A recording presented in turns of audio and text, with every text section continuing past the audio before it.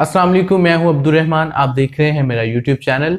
आज के इस वीडियो के अंदर हम बात करेंगे दो बहुत ही अमेजिंग एयरक्राफ्ट्स के बारे में। दोनों ही जो एयरक्राफ्ट्स हैं वो इस वक्त पाकिस्तान और भारत के पास दो ऐसे एयरक्राफ्ट हैं जिनके बारे में हम कह सकते हैं कि दोनों मुल्कों की जो सरहदें हैं उनको महफूज बनाने के लिए दोनों जो है वो अहम किरदार अदा करते रहे हैं और आगे आने वाले दौर में भी करते रहेंगे। मैं बात कर रहा हूँ F-16 और इंडिया के इंडिजिनसली बिल्ट तेजाज के बारे में। भारत के जो तेजाज है इनका भारत के साथ जो ताल्लुक है वो काफ़ी ज़्यादा पुराना है। ये बात अलग है कि तेजाज जो है उनको इंडियन एयरफोर्स में बहुत थोड़ा अरसा हुआ है शामिल किया गया है, जबकि F-16 का पाकिस्तान के साथ ताल्लुक काफ़ी ज़्यादा पुराना है।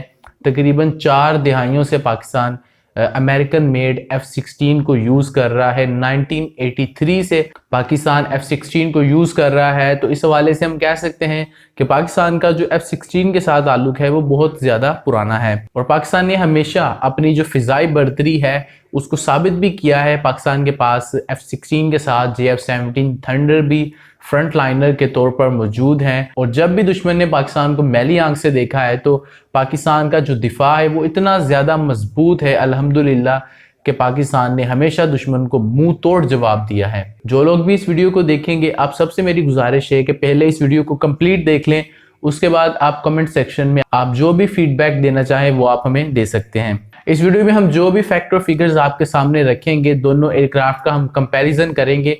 वो तमाम जो फिगर्स हैं उनको हमने डिफरेंट साइट से, डिफरेंट सोर्सेज से डबल चेक किया हुआ है, लेकिन हम ये बात कह सकते हैं कि आपको हमें थोड़ा सा मार्जिन देना होगा कि इन फिगर्स और फैक्ट्स में थोड़ा बहुत फ़र्क जो है वो डिफरेंट जगह से जब आप इनको चेक करेंगे तो इनमें थोड़ा बहुत फ़र्क जो है वो मिल सकता है। सबसे पहले हम इन दोनों एयरक्राफ्ट का एक छोटा सा इंट्रो आपके सामने रखते हैं। अगर हम सबसे पहले तेजाज की बात कर लें तो हेल्थ तेजाज एक 4th जनरेशन का Indian made single engine delta wing multi role fighter aircraft है, जिसको ADA यानी कि एरोनॉटिकल डेवलपमेंट एजेंसी ने इसको डिज़ाइन किया है। और इंडिया के aircraft research and design centre यानी कि HAL हिंदुस्तान एरोनॉटिक्स लिमिटेड के साथ मिलकर इंडियन एयरफोर्स और इंडियन नेवी के लिए इसको मैन्युफैक्चर किया है।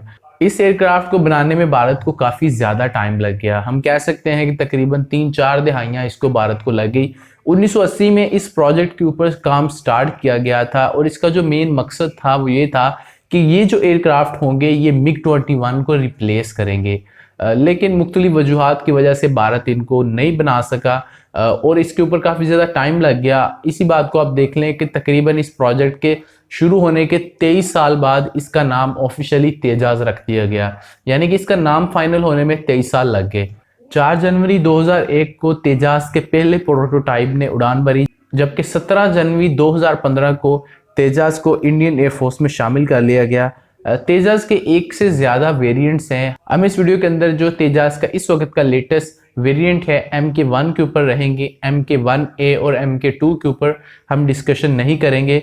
जब वो एयरक्राफ्ट भारतीय एयरफोर्स में शामिल कर लिए जाएंगे तो हम उसके ऊपर अलहदा से वीडियो जो है वो बनाएंगे। इस वक्त तक इंडियन एयरफोर्स के पास 33 तेजाज जो है वो मौजूद हैं और 2019 की एक रिपोर्ट के मुताबिक इंडियन एयरफोर्स जो है वो ये प्लान कर रहे हैं कि अगले कुछ सालों में 324 डिफरेंट वेरिएंट्स के तेजाज इंडियन एयरफोर्स में शामिल किए जाएंगे। अगर हम F-16 की बात करें तो F-16 फाइटिंग फॉल्कन एक 4th जनरेशन का single engine supersonic multi role fighter aircraft है, जिसको एक अमेरिकन कंपनी जनरल डायनामिक्स ने US एयरफोर्स के लिए इसको डेवलप किया है। इस एयरक्राफ्ट ने वक्त के साथ खुद को इतना ज़्यादा कामयाब साबित किया कि अमेरिका के साथ इसको दुनिया के बहुत सारे ममालिक इसको इस्तेमाल करना शुरू हो गए। 2 फरवरी 1974 को F-16 ने पहली मरतबा उड़ान भरी, जबकि 14 अगस्त 1978 को F-16 को US एयरफोर्स में शामिल कर लिया गया।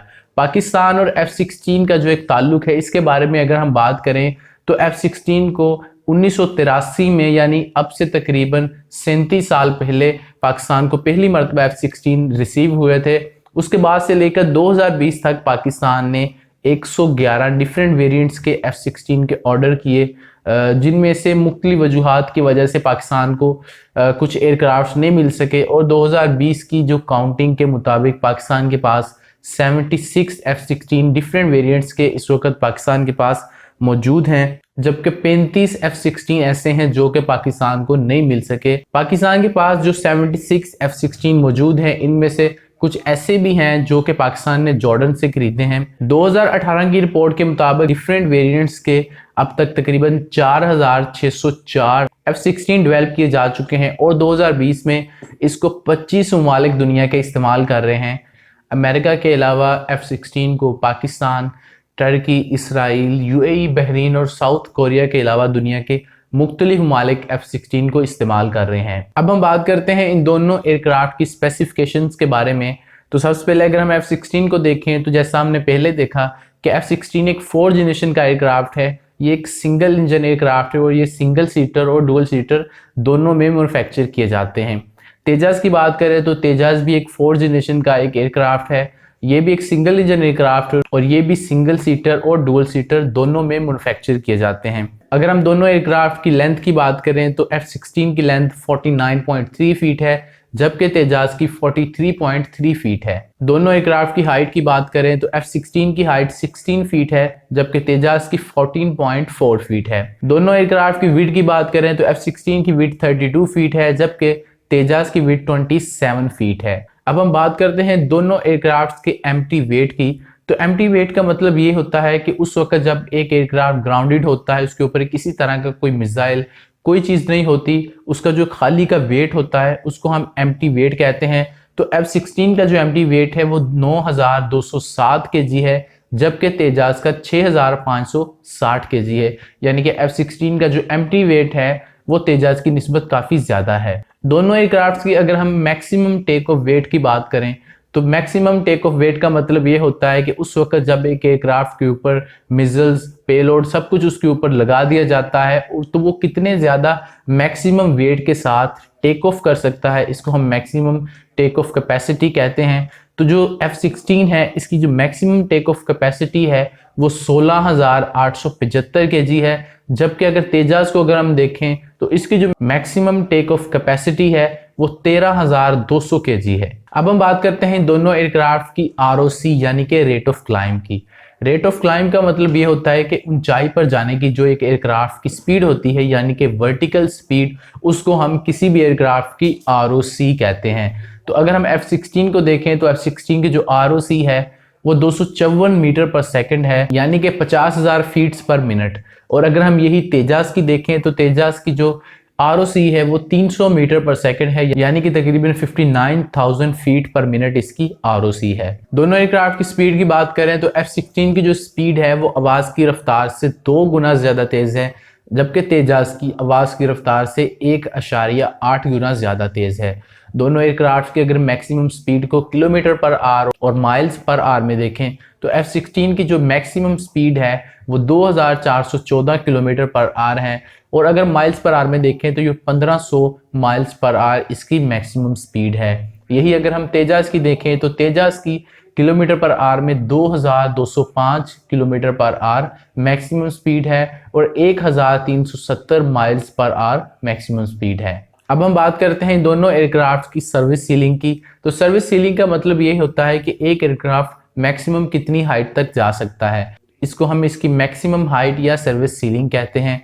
तो F-16 और तेजस दोनों ही 50,000 फीट तक जा सकते हैं, यानी कि इन दोनों एयरक्राफ्ट की जो सर्विस सीलिंग है वो 50,000 फीट है।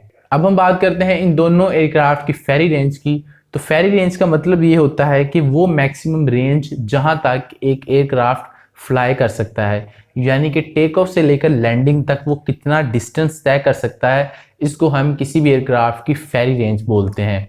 तो F-16 की जो फेरी रेंज है वो 4220 किलोमीटर है। अगर हम तेजस की फेरी रेंज देखें तो ये 3000 किलोमीटर है। दोनों एयरक्राफ्ट की पेलोड कैपेसिटी की बात करें तो यहाँ पर भी F-16 को तेजस की निस्बत एज हासिल है। F-16 की जो मैक्सिमम पेलोड कैपेसिटी है वो 7575 kg है। अगर हम तेजस की देखें तो ये इससे हाफ से भी कम यानी कि 3500 kg है।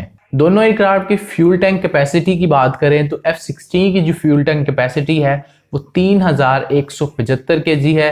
अगर हम तेजस की देखें तो ये 2458 kg maximum fuel tank capacity है। अगर हम दोनों एयरक्राफ्ट में लगे हार्ड पॉइंट्स की बात करें तो जो F-16 है इसके अंदर 9 हार्ड पॉइंट्स हैं और तेजास के अंदर 8 हार्ड पॉइंट्स है। हार्ड पॉइंट का मतलब ये होता है कि एक एयरक्राफ्ट कितने मैक्सिमम वेपन्स को कैरी कर सकता है, यानी कि अगर एक एयरक्राफ्ट में 8 हार्ड पॉइंट्स हैं तो उसके ऊपर मैक्सिमम 8 वेपन्स को लगाया जा सकता है। अब हम बात करते हैं इन दोनों एयरक्राफ्ट्स की कॉम्बैट रेंज की। तो मिलिट्री टर्म्स में कॉम्बैट रेंज का मतलब ये होता है कि एक एयरक्राफ्ट जब हथियारों समेत बेस से फ्लाई करता है तो वो कितना ज्यादा फासला तय कर सकता है और बगैर रिफ्यूलिंग के वापस आ सकता है। तो F-16 की जो कॉम्बैट रेंज है वो 860 किलोमीटर है, जबकि तेजास की 500 किलोमीटर है। तो यहाँ पर जो कॉम्बैट रेंज है वो भी F-16 की तेजास की निस्बत ज्यादा है। अब हम बात करते हैं इन दोनों एयरक्राफ्ट की एक बहुत ही अहम या सबसे अहम स्पेसिफिकेशन हम इसको बोल सकते हैं। इन दोनों एयरक्राफ्ट के पावर हाउस यानी कि इंजन्स की बात करें तो F-16 के सबसे पहले हम बात कर लेते हैं। तो F-16 के अंदर Pratt and Whitney F100 PW229 engine इस्तेमाल किया गया है। ये एक बहुत ही पावरफुल इंजन है और ये 105 किलो न्यूटन का थ्रस्ट पैदा करता है। जबकि मिड लाइफ अपडेट के बाद पाकिस्तान इस इंजन को रिप्लेस करना चाहता है और इस इंजन की जगह जनरल इलेक्ट्रिक का F110 GE129 इंजन इस्तेमाल करना चाहता है। ये इससे भी ज्यादा पावरफुल इंजन है और ये 130 किलो न्यूटन का थ्रस्ट पैदा करता है। तेजास में यूज होने वाले इंजन की बात करें तो तेजास के अंदर भी जनरल इलेक्ट्रिक का इंजन यूज किया गया है और ये भी एक बहुत ही पावरफुल इंजन है। तो इसके अंदर जनरल इलेक्ट्रिक का F404 GEIN20 एक इंजन यूज किया जाता है जो कि 84 किलो न्यूटन का थ्रस्ट पैदा करता है। अब हम बात करते हैं इन दोनों एयरक्राफ्ट की एक और बहुत ही अमेजिंग और बहुत ही अहम स्पेसिफिकेशन की, यानी कि हम रेडार सिस्टम की बात करते हैं।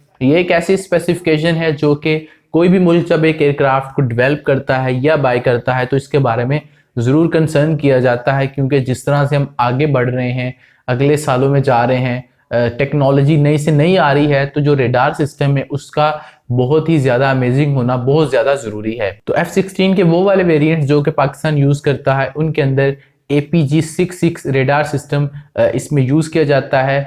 ये जो रेडार सिस्टम है ये मिड लाइफ अपग्रेड के करीब है। ये एक medium range pulse Doppler radar है जिसकी जो रेंज है वो 150 किलोमीटर है, जबकि फ्यूचर के अंदर पाकिस्तान इस रेडार को चेंज करना चाहता है और इसकी जगह APG-68 रेडार को यूज करना चाहता है।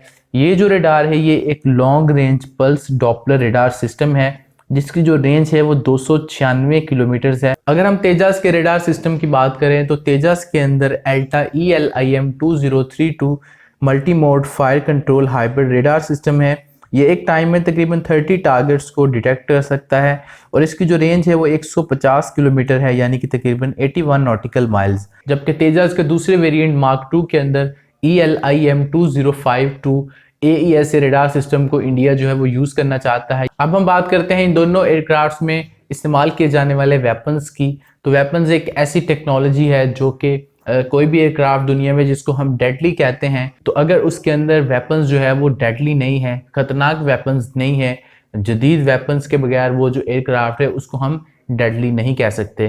तो इस वीडियो के अंदर हम सिर्फ एयर टू एयर मिसाइल्स की बात करेंगे।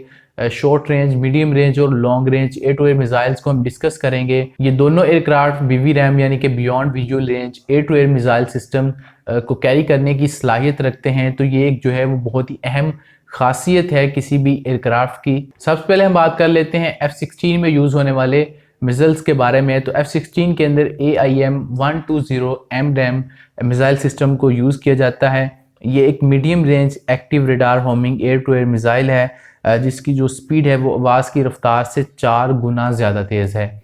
अब इस मिसाइल के एक से ज़्यादा वेरिएंट्स हैं। अगर हम इनके वेरिएंट्स को देखें तो इसके अंदर AIM-120A, 120B, 120C और 120D शामिल है।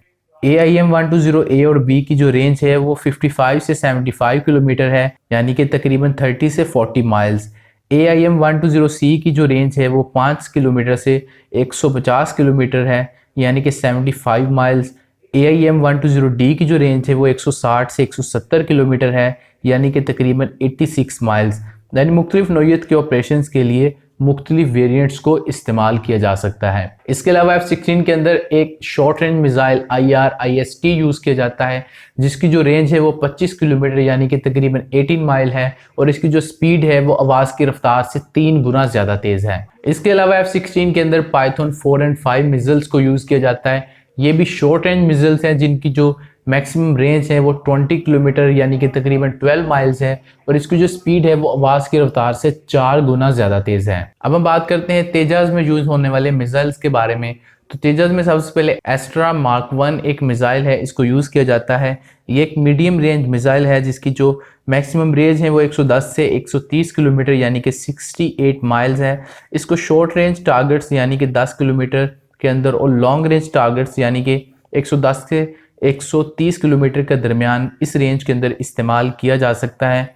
यानी कि इसको शॉर्ट रेंज भी इस्तेमाल किया जा सकता है और मीडियम या लॉन्ग रेंज के लिए भी इसको यूज़ किया जा सकता है। इसके अलावा तेजास के अंदर एक और मिसाइल पाइथन 4 यूज़ किया जाता है। इसकी जो मैक्सिमम स्पीड है वो आवाज़ की रफ्तार से 3 गुना ज़्यादा तेज़ है और इसकी जो मैक्सिमम रेंज है वो 20 किलोमीटर यानी कि 12 माइल्स है। इन दो मिसाइल्स के अलावा तेजास के अंदर एक तीसरा मिसाइल R-73 यूज़ किया जाता है।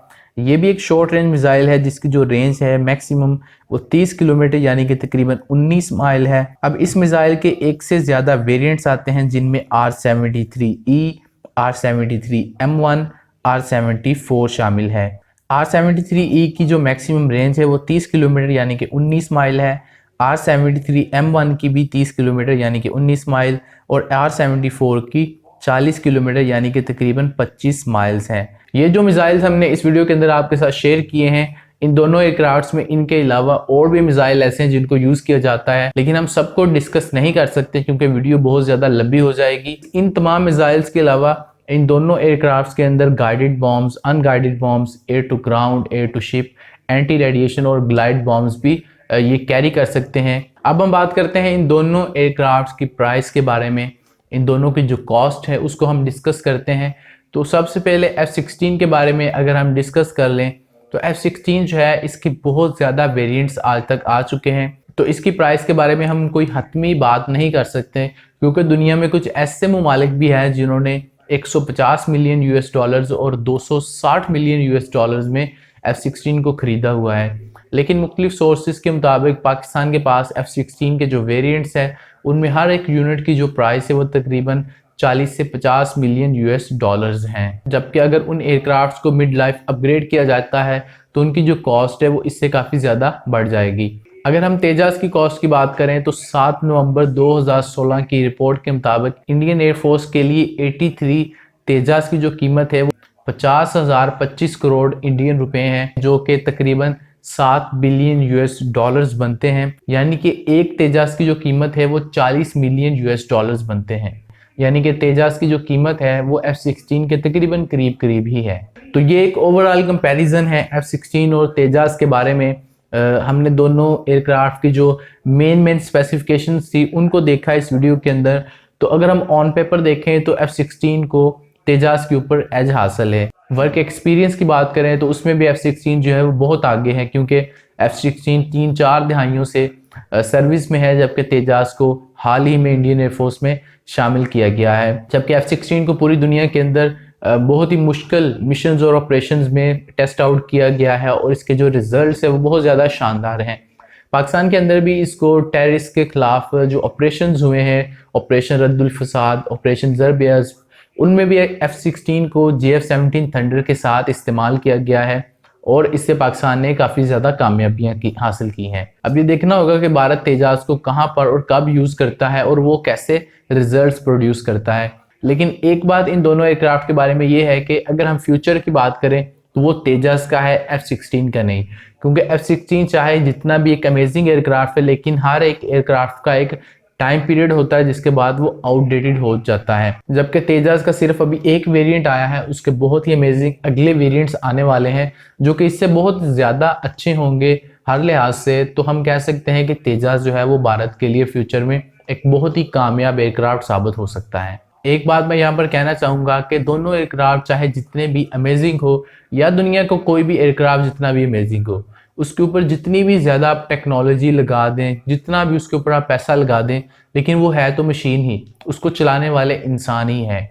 Man behind bullet is critical. तो उस एयरक्राफ्ट को चला कौन रहा है ये इंपॉर्टेंट है। तो मुझे उम्मीद है आपको हमारी ये एफर्ट पसंद आई होगी। आप हमें कमेंट सेक्शन में अपना फीडबैक दे सकते हैं। आप इस हवाले से हमें बता सकते हैं कि आप किन और एयरक्राफ्ट्स के बारे में वीडियोस देखना चाहते हैं या आप किसी भी और टॉपिक के ऊपर वीडियो देखना चाहते हैं तो आप हमें कमेंट सेक्शन में बता सकते हैं। इस वीडियो को आप लाइक कर दें, शेयर कर दें, और अगर आप इस चैनल के ऊपर नए हैं, अभी तक इस चैनल को सब्सक्राइब नहीं किया तो इस चैनल को सब्सक्राइब कर दें, क्योंकि हम इस चैनल के ऊपर आपके लिए बहुत सारी ऐसी वीडियोस लेकर आते रहते हैं। तो जब भी हम कोई नई वीडियो अपलोड करें तो आपको उसका नोटिफिकेशन मिल जाए।